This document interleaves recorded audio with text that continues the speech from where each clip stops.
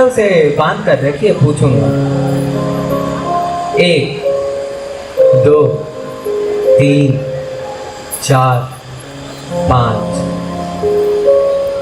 6 7 8 9 10। कलम तोड़ कर रख दूंगा, ये नाम समझ आ जाए तो।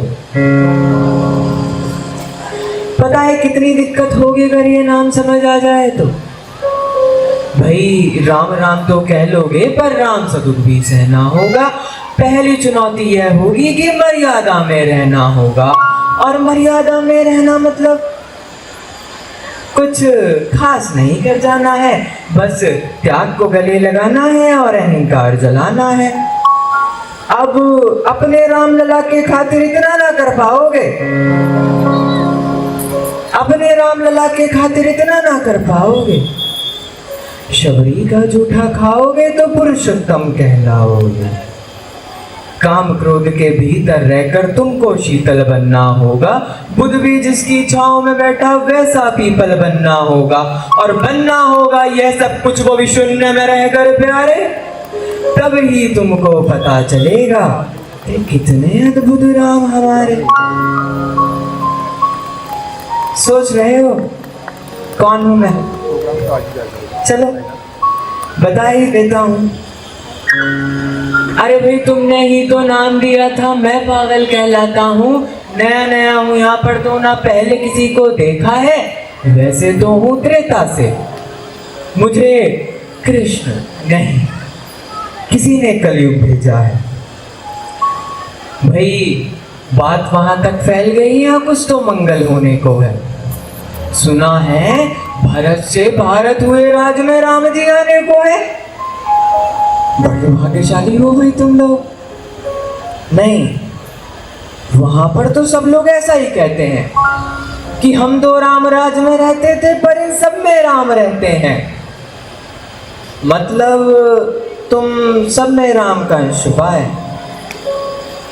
तुम में आते हैं वो रहने, तुम में आते हैं वो रहने। सच है या फिर गलत खबर? अगर सच ही है तो फिर तो क्या ही कहने। तो सबको राम पता ही होगा। क्यों? घर के बड़ों ने बताया होगा। अच्छा चलो, तो बताओ फिर की क्या है राम? बताओ फिर की क्या है राम? बताओ। अरे पता है तुमको क्या है राम? या बस हाथ धनुष तरकश में बाण, या वन में जिन्होंने किया गुजारा, या फिर कैसे रावण मारा। लक्ष्मण जिनको कहते भैया, पत्नी जिनकी सीता मैया। या फिर तो हो गई वही कहानी, एक था राजा एक थी रानी। क्या सच में तुमको राम पता है, या वो भी आकर हम बताएं? बहुत दिनों से यहाँ पर सब कुछ देख रहा हूँ, कब से प्रभु से मिलने आया था, उन्हें छोड़ मिला हूँ सबसे। एक बात कहूँ, अगर बुरा न मानो। नहीं, तुम तुरंत ही क्रोधित हो जाते हो, पूरी बात तो सुनते भी नहीं, सीधा अगर पर आ जाते हो। ये तुम लोगों के नाम जपों में पहले सा राम नहीं। ये तुम लोगों के नाम जपों में पहले सा राम नहीं। मतलब के जय श्री राम में सब कुछ है पर राम नहीं। मतलब के जय श्री राम में सब कुछ है पर राम नहीं। निस्वार्थ भाव से बोले मरा में कुछ नहीं है पर राम वही है। डाकू रत्नाकर मरा बोल महर्षि वाल्मीकि हुए, और हम सभी लोग प्रभु की कृपा से संवेद हुए। ये रोज रोज का दायां बायां जितना मर्जी खेलो तुम, ये रोज रोज का दायां बायां जितना मर्जी खेलो तुम, चेतावनी को लेकिन मेरी अपने जहन में डालो तुम। निज स्वार्थ के खातिर अगर कोई राम नाम को गाता हो तो खबरदार, जरूरत की मेरे राम को बांटा तो।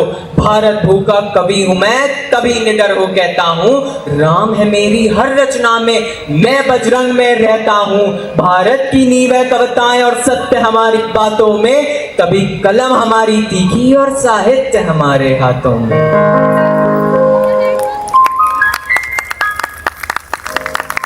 तो सोच समझ कर राम कहो तुम,